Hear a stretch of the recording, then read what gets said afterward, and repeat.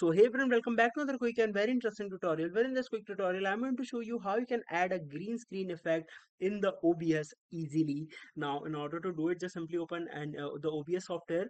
And for example, if you add a camera, a video source right there. For example, let me just quickly add a video capture device.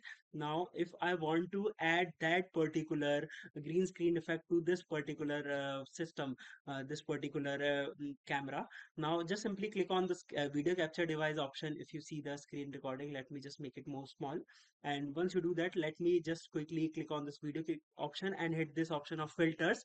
Once you click over there, here you're gonna see click on this option of effect filters and hit add.